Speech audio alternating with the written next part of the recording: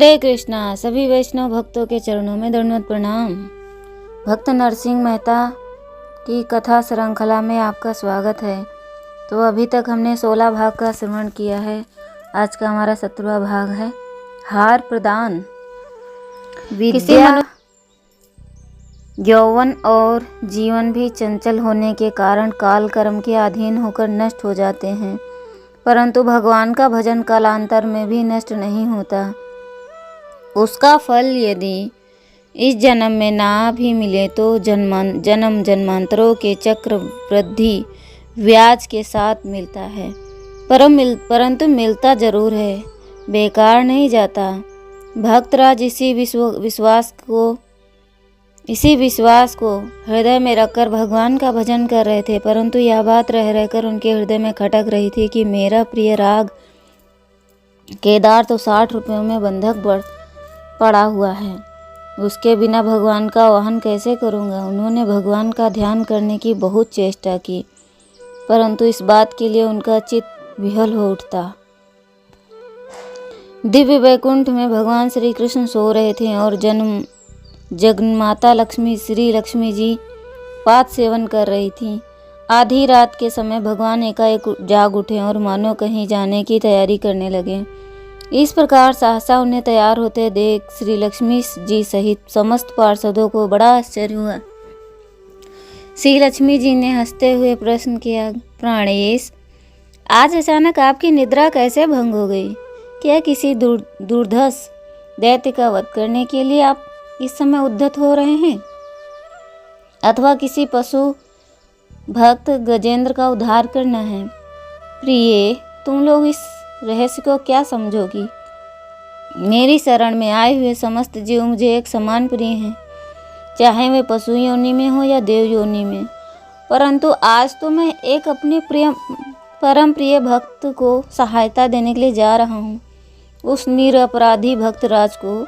इतना कहते कहते भगवान बात अधूरी छोड़कर भगवान अत्यंत शीघ्रता से चल पड़े। भक्त वत्सल भगवान ने आज साथ में गरुड़ या किसी पार्षद को लेने की आवश्यकता नहीं समझी। भक्तराज के दुखी हृदय की पुकार सुनकर उनके हृदय में भी व्यथा हो रही थी। उन्होंने तुरंत जूनागढ़ आकर भक्तराज का स्वरूप धारण किया और धरणीधर मेहता के घर पहुंचकर उसका दरवाजा खटखटाना आरंभ किया। कौन है? सोए सोए धरणीधर ने प्रश्न किया। द्वार खोलिए, मैं नरसिंह राम हूँ, ऋण मुक्त होने के लिए आया हूँ, भक्तराज रूप भगवान ने कहा। भगवान की आवाज़ सुनकर धरणीधर की स्त्री ने द्वार खोल दिए। भक्तराज स्वरूप भगवान के सामने आने पर धरणीधर ने नमस्कार किया और कहा, भक्तराज, इतनी कौन सी जल्दी थी कि आपने इस समय कष्ट किया? अगर कुछ दिन रुपया रह भी जाता तो कोई हर्ज नहीं था। भाई, यह तो ठीक ही है, परंतु जब एक उधार गृहस्थ से रुपए मिल गए तब उन्हें घर पर ही रखने की क्या लाभ है? फिर इसी समय मुझे केदार राग गाने की भी बड़ी इच्छा हो रही है। इसी से विचार किया कि अभी चलकर रुपए दे दूं और राग को छुड़ा लाऊं। नरसिंह राम रूप भगवान ने उत्तर दिया। भगवान ने इतना कहकर धरणीधर के सामने 60 रुपये रख दिए। धरणीधर रुपये गिनकर रख लिए और नरसिंह राम के प्रतिज्ञा पत्र पर भरपाई लिखकर उसे भगवान को दे दिया। प्रतिज्ञा पत्र लेकर भगवान राजमहल के मंदिर में आए, जहाँ व्यथित हृदय भक्तराज एकाग्र चित्त से भगवत जन और ध्यान कर रहे थे। भगवान ने अंतरिक्ष से उस पत्र को भक्तराज के सामने गिरा दिया, परंतु इस बात को भक्तराज के अतिरिक्त और किसी ने नहीं देखा। भक्तराज ने पत्र सामने गिरते देखा, कौतूहलवश उठा लिया। उन्होंने जब देखा कि यह मेरा ही प्रतिज्ञा पत्र है तब उन्होंने बड़ा विस्मय हुआ।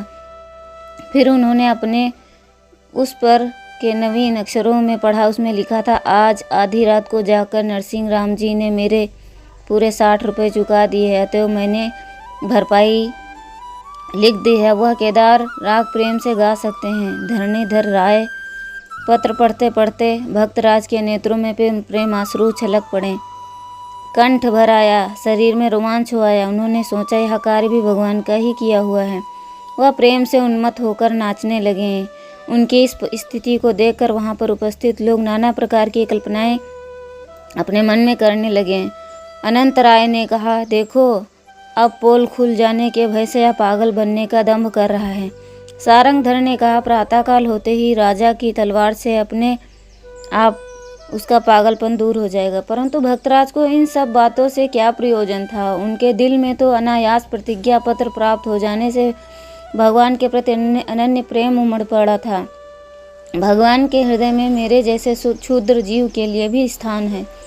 इस विचार ने उन्हें पागल बना रखा था और वह बेसुध होकर प्रेमावश वेश में नृत्य कर रहे थे। उन्हें यह भी स्मरण नहीं था कि प्रातःकाल मुझे कुछ क्षण ही शेष रह गए।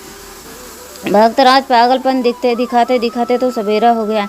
अब इस अंतिम मुहूर्त में यदि आपके कंठ में हार नहीं पड़ा तो यह नित्य आपकी रक्षा नहीं कर सकता। इन फालतू बातों में क्या रखा है, शीघ्र शर्त पूरी कीजिए। राजा मांडलिक ने भक्तराज को सचेत करते हुए कहा। राजा की सत्ता सूचक आवाज़ सुनकर भक्तराज प्रेम समाधि से जाग उठे।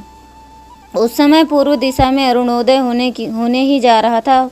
पक्षीगण जागृत होकर अपने कलरव से सूर्य भगवान का आह्वान कर रहे थे। भक्तों के हृदय स्थित नटखट नटवर की मनोरम मूर्ति मंद मंद हंस रही थी। भक्तराज ने मन में विचार किया कि राजा का कथन ठीक ही है।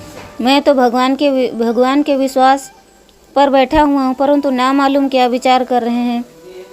क्या इस समय तक वे निद्रा में ही मग्न पड़े होंगे या इस प्रेम यज्ञ में वह मेरा बलिदान लेना चाहते हैं। इस प्रकार विचार करते करते उनके नेत्रों से अश्रु प्रवाह चलने लगा। उन्होंने अपनी करताल संभाली और केदार राग में प्रेमपूर्ण भजन गाना शुरू कर दिया।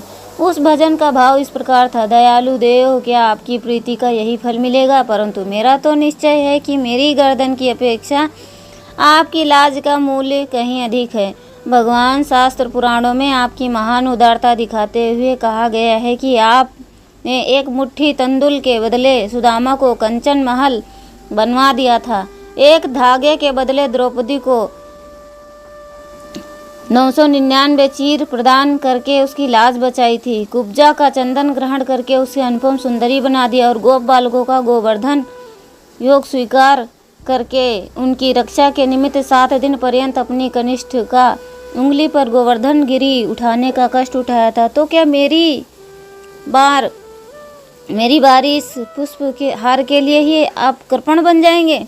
परमात्मन, राजा का कहना ठीक ही है, शर्त पूरी होने से काम चलेगा, अन्यथा इस कार्य में यदि आप विलंब करेंगे तो मैं मांडली के खड़ग से मेरी मृत्यु हो जाएगी। परंतु नाथ, मैं मृत्यु से डरकर विनय नहीं कर रहा हूँ, मैं डरता हूँ आपकी अपकीर्ति से। यदि शर्त पूरी ना हुई तो पीछे संसार आपके नाम पर हंसते हुए कहेगा, नरसिंह राम की टेक का फल अच्छा मिला। किंतु मदन मोहन, मैं भूल रहा हूँ, क्या तो मैं अपने कर्मों का फल भोग रहा हूँ, इसमें आपका बिल्कुल दोष नहीं है। परंतु फिर भी नाथ, आपके सिवा दूसरे किसको पुकारूं? अवश्य ही मेरे जैसे आपके बहुत सेवक हैं, किंतु नरसिंह राम के तो एक आप ही पति हैं। प्राण भले ही चले जाएं, भला वह अन्य पति को कैसे खोज सकता है। मेरे प्राणों की रक्षा आप करें या ना करें, मैं तो आपके अतिरिक्त अन्य किसी पति की सेवा स्वीकार नहीं कर सकता। और ऐसा निर्लज्ज पति भी कौन होगा जो अपने प्रियजन को अन्य पति के साथ रमण करते हुए देख सके। दयालु दामोदर जैसा भी है, नरसिंह राम आपका ही है, उसे चाहे जिलाइए या मार डालिए। बस भला भक्तवत्सल भगवान इससे अधिक प्रेमो प्रलाभ कैसे सहन कर सकते हैं। उनकी परीक्षा ने अब अधिक परीक्षा लेना उचित नहीं समझा। भला भक्तवत्सल भगवान इससे अधिक प्रेमोपलाभ कैसे सहन कर सकते हैं। उन परीक्षक ने अब अधिक परीक्षा लेना उचित नहीं समझा। उधर क्षितिज में ज्यों ही भगवान भुवन भास्कर अपने वरेण्य भार्ग की सबसे पहली झांकी दिखाई, त्यों ही इधर राजभवन के मंदिर के द्वार की लोहे की मजबूर जंजीर और ताला धड़ाधड़ टूटकर जमीन पर गिर पड़ा। फटाक अपने आप खुल गया।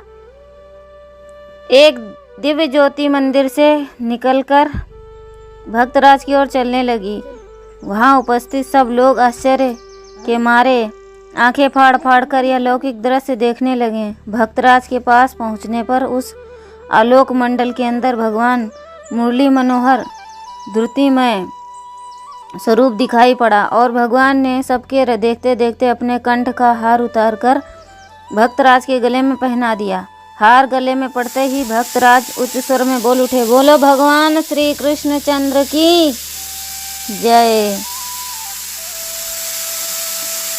हरे कृष्णा कृष्णा कृष्णा हरे हरे, हरे राम राम राम हरे हरे।